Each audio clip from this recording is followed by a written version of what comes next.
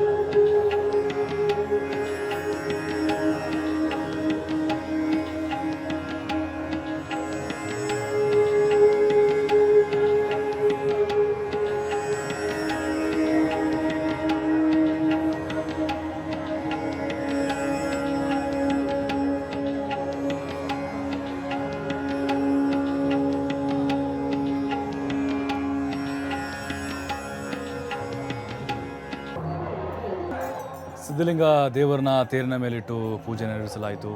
ಸಹಸ್ರಾರು ಸಂಖ್ಯೆಯಲ್ಲಿ ಭಕ್ತಾದಿಗಳು ಆಗಮಿಸಿ ಕಣ್ತುಂಬಿಕೊಂಡರು ರಥೋತ್ಸವವನ್ನು. ಬಹಳ ವಿಜೃಂಭಣೆಯಿಂದ ಪ್ರತಿ ಬಾರಿ ಕೂಡ ನಡೆಯುತ್ತೆ. ಅದ್ಧೂರಿಯಾಗಿ ನಡೆದಿದೆ ಈ ಬಾರಿ ಕೂಡ. ಸಿದ್ಧಲಿಂಗ ಸ್ವಾಮೀಜಿಗಳ ನೇತೃತ್ವದಲ್ಲಿ ಪೂಜಾ ಕೈಂಕರ್ಯಗಳು ನೆರವೇರಿದವು.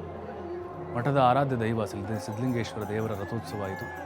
ತುಮಕೂರು, ಹಾಗೆ ಮೈಸೂರು, ರಾಮನಗರ, ಮಂಡ್ಯ, ಬೆಂಗಳೂರು ಗ್ರಾಮಾಂತರ, ಚಿಕ್ಕಬಳ್ಳಾಪುರ, ಕೋಲಾರ ಈ ಭಾಗದಿಂದಲೂ ಕೂಡ ಭಕ್ತಾದಿಗಳು ಸಹಸ್ರ ಸಂಖ್ಯೆಯಲ್ಲಿ ಆಗಮಿಸಿದರು.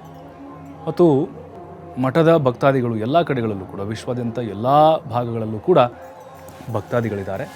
ಬೆಳಗ್ಗೆಯಿಂದಲೂ ಕೂಡ ವಿಶೇಷವಾದಂತಹ ಪೂಜಾ ಕೈಂಕರ್ಯಗಳು ನೆರವೇರಿದ್ವು. ಅಭಿಜಿತ್ ಲಗ್ನದಲ್ಲಿ ಸಿದ್ಧಲಿಂಗ ಶ್ರೀಗಳು ಚಾಲನೆಯನ್ನು ಕೊಟ್ಟರು. ರಥೋತ್ಸವವನ್ನು ಕಣ್ತುಂಬಿಕೊಳ್ಳೋದೇ ಒಂದು ಕಣ್ಣಿಗೆ ಪರಮಾನಂದ ಅದು. ಆಮೇಲೆ ಹರಕೆಗಳನ್ನು ತೀರಿಸಿಕೊಂಡರು. ಸಾಕಷ್ಟು ಜನ ತಮ್ಮ ಆಸೆಯನ್ನು ಈಡೇರಿಸ್ಕೊಳ್ಬೇಕು ಅನ್ನೋ ನಿಟ್ಟಿನಲ್ಲಿ ಬಾಳೆಹಣ್ಣನ್ನು ಎಸೆತಾ ಇದ್ದರು.